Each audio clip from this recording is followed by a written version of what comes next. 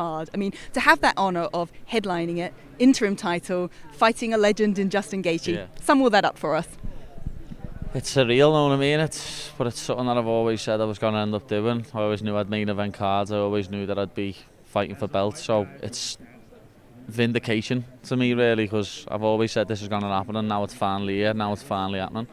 I know you wanted to fight Ilia for the undisputed belt. You thought you had a right to be next for that. But when you got the news that it's the interim title, Ilia's taking a break and it's Justin, were you surprised? Were you excited? What was the emotion? No, I wasn't too surprised. I know Ilia's going through a lot of stuff and wish him nothing but the best with it, know what I mean? That's nothing to do with us fighting, it's nothing to do with being in the cage. So all that around his family life, I hope everything goes perfect for him. But when he does finally come back and get in the cage, I'm going to punch his face in. But for now, when I win this belt, I am the champ, know what I mean? While he's out the cage, I'm the lightweight champ. And that's the way I see it. So that interim belt to you will feel undisputed? Yeah, 1,000,000%. And Ilia even tweeted and said on X, he basically said, win your next fight, Paddy, keep your hands up and your chin down. Yeah, what do you respond to that? I thought it was hilarious. He put that video of that kid doing that. People think that's me, you know. I mean, people actually think that's me. It's quite funny. But that's not me, by the way. It's not me. I might have to practice that dance to do when I beat Justin now. But you've got his support. Essentially, he wants you to win. He wants that fight. Have you allowed yourself to think of what a fight with Ilia looks like? Yeah, I think I beat him up as well. Know what I mean? It's like, he's very small compared to me. Know what I mean? He's up to like here. He's not that wide. You've definitely seen that video of him and Pantoja just stood next to each other and they look the same weight. So, like, there's weight classes for a reason. And if he wants to fight me at 155, it'll get seriously messy on his face.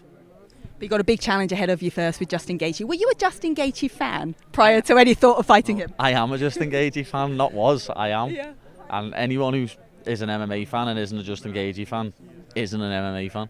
Like, I always say, he's your favourite fighter's favourite fighter. He's one of my favourite fighters, one of the best fighters that you can watch. And the fact that I'm now getting in there against him is what dreams are made of. And he's made no secret that he wants to keep this on the feet. We know his knockout power, but your submission skills are so slick. You want to take it to the ground? Oh, okay. I'll keep it on the feet with him. Yeah. Like, there's the blueprint there to beat him. Max done it, and I everyone underestimates my strike, and everyone thinks I'm just going to come in and I'm going to take him down, and I'm not. Like, he had an absolute war with Chandler, and I pieced Chandler up. So I know MMA maths doesn't work, but you'll see come Jan 24th when we have a perfect game plan and we finish him within 3. Do you think after the Chandler fight, it was when a lot of people that maybe, you know, if you don't know now, you know type thing, were like, okay, Paddy is actually the real deal? Any of those that maybe doubted or questioned your run? Some of them, yeah, but then some of them still chat, you know what I mean? So I'm used to it. It's going to be the same. When I beat Chandler, everyone was like, oh, he's old, he's 2-5 in UFC. When I beat Justin, it's going to be, oh, he's old, he's about to retire. You know what I mean? No matter who I beat. When I beat Ilia, it'll be, oh, he was never that good. You know what I mean? It doesn't matter who I beat, the goalposts get moved. So what do you say to the haters? Suck this. Okay, I'll say no more. When you think about next year, obviously you're kicking it off on this huge card, but how active do you want to be? Who else do you want? Well, we know you want to fight Ilia, but how frequent do you want to fight, and when do you think that will happen? Beat Ilia, and then again before the end of the year, I'd try and defend it again and beat someone else before the end of the year. And everyone wants to be on that White House card. Obviously there was a Brit. Is that important to you? No. I'd like to fight in Miami again. That was amazing. Yeah, Miami always brings the vibes. There's talk that, you know, Justin Gaethje has good wrestling. He uses it very well defensively. Can you foresee him maybe being able to stuff your takedowns? No. I don't wrestle like a normal person. I don't shoot double legs and single legs and wrestle like a normal person does. I do everything differently. I'm not normal. So he's not gonna be able to get a sparring partner in what grapples like me or strikes like me, because I'm a weirdo. Fair enough.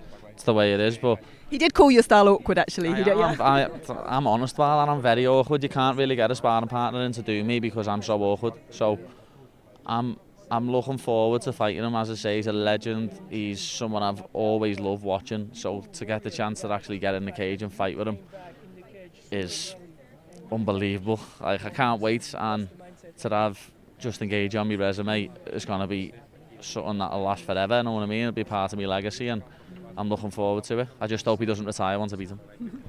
The lightweight division's hot at the moment. We've got Charles Oliveira next to you right now. He's going to fight Max Holloway for the BMF title. Is that confirmed now? That's confirmed now. Nice, nice. Is that a title? Nice that though, that just leaves Arman out in the cold. Boss that, you know, the little sausage. Well, I was actually going to ask you about Arman. Do you think, do you feel sorry for him at all No. that he was overlooked? No, he's a stuck up little posh. I'm sick of him. So no love between the two of you? No, he's chatting the other day off over this. When I see Paddy, I'm going to slap him. You're not though, because you see me last week in Qatar and you never done nothing. You stupid little Armenian nit. All right, I say no more. Yeah. Well, that could be a good fight build up there if your paths ever cross. As I say, beat Ilia and then he's still #1 contender at the end of the year. I'll beat him as well. He's a stupid little mushroom and I'll batter him.